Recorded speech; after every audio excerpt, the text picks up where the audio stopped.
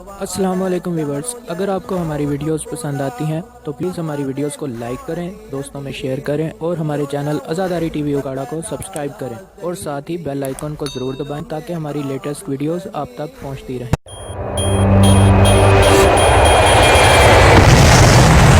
اعوذ باللہ من الشیطان الرجیم، بسم اللہ الرحمن الرحیم، الحمدللہ رب العالمین، والصلاة والسلام علی سید الانبیاء والمرسلین وعلی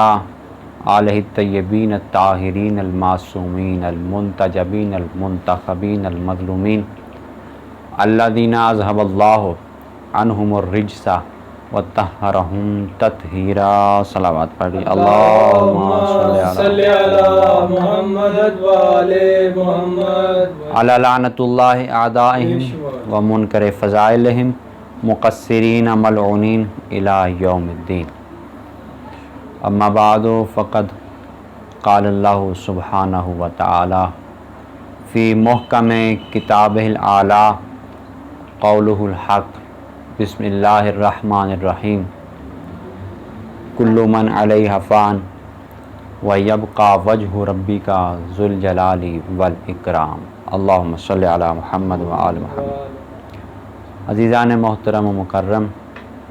بے نہایت واجب الاحترام ناظرین کرام، ہم اپنے گزشتہ موضوع کو کہ آل محمد وجہ اللہ، اللہ کا چہرہ ہے، اس کے ضمن میں ہیں۔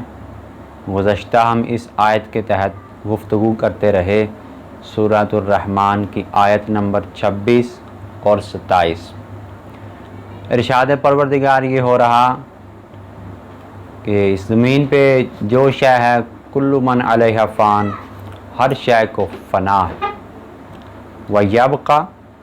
وَجْهُ رَبِّكَ ذُو الْجَلَالِ وَالْإِكْرَامِ، اور باقی رہ جائے گا تیرے رب کا چہرہ جو صاحب جلال و اکرام ہے۔ ہم نے اس پہ کافی گفتگو کی روایات و احادیث و قرآنی آیات سے کہ اللہ کا چہرہ در حقیقت آل محمد ہے۔ چہرہ سے کیا مراد؟ یعنی ہر شے کی حقیقت ہوتی ہے، ہر لفظ کا ایک معنی ہوتا ہے۔ جب لفظ چہرہ آئے گا تو اس سے کیا معنی ہے؟ مثال کے طور پہ 4-5 بندے بٹھا دیے جائیں اور ان کے چہروں کو ڈھانپ دیا جائے، اس حصے کو اتنا اگر ڈھانپ دیا جائے، 3-4 بندے کھڑے ہو جائیں اور انہی کے جاننے والا کوئی اوپر سے آئے، ان سے کہا جائے کہ ان میں سے بتاؤ کہ فلاں کون ہے، فلاں کون ہے، فلاں کون ہے، تو اس کے لیے پہچاننا مشکل ہو جائے گا جب تک کہ وہ اس چہرے کو نہیں دیکھے گا۔ ثابت ہوا کہ جو چہرہ ہے یہ اس ذات کی، میری اس ذات کی پہچان ہے میرا چہرہ۔ جب لاشیں بکھرے پڑے ہوں گے، اس کے اوپر ان کے سر جو ہیں تن سے جدا ہو جائیں گے، چہرہ نہیں ہوگا، تو لاشوں کی پہچان مشکل ہو جاتی ہے۔ لہٰذا اس سے یہ ثابت ہوا کہ چہرہ جب بھی لفظ آئے گا اس سے مراد یہ ہے کہ اس ذات کی، اس وجود کی پہچان اس کے چہرے سے ہوگی۔ جب ایک عام انسان کے وجود کی اور اس کی ذات کی پہچان اس کے چہرے کے بغیر نہیں ہو سکتی، تو وہ جو کائنات کا خالق و مالک اور واجب الوجود ہے، کیا وہ اپنی پہچان اور اپنی معرفت کے لیے بندوں کے لیے کیا کوئی وسیلہ؟ چہرہ، یہ وجہ جو ہے لفظ ہے، وجہ من چہرہ، وجہ کسی شے کی ذریعہ ہے معرفت پہچان، کیا وہ نہیں رکھے گا؟ رکھے گا۔ اب اس نے انسانوں کی، ہماری مجبوری ہے کہ اس ذات تک، اس کی ذات کو کوئی شے اس کی ذات تک پہنچ نہیں سکتی، اس تک ادراک ممکن نہیں، اس کا وجود نہیں، اس کا جسم نہیں، جسمانیات نہیں، کیفیات سے مبرہ ہے وہ ذات، وہ تخیلات تصورات سے بالا ہے۔ پھر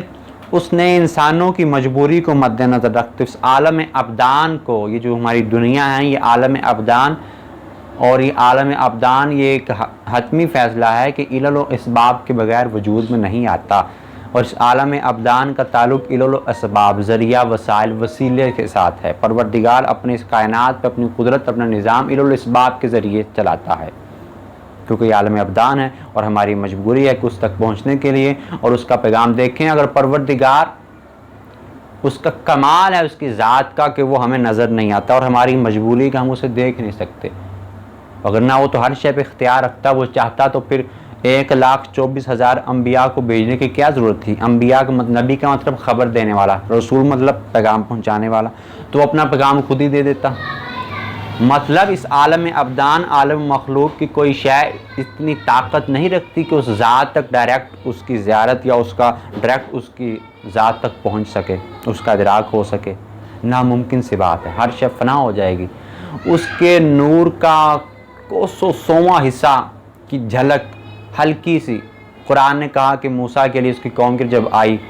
تو کیا ہوا؟ پہاڑ ریزہ ریزہ ہو گیا تھا، وہ بے ہوش، ساری قوم مر گئی، جناب موسیٰ پیغمبر نبی تو بے ہوش ہو گئے۔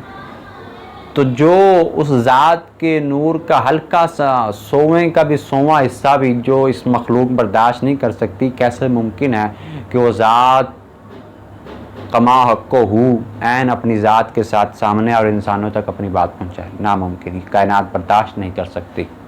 کیونکہ عالم ابدان یہ اس کی مخلوق ہے اور وہ خالق ہے،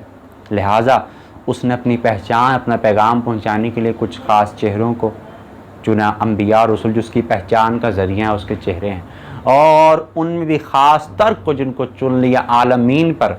وہ آل محمد ہیں۔ آل محمد کو عالمین پر چن لیا، یہ آل محمد اس کا پیغام پہنچاتے ہیں،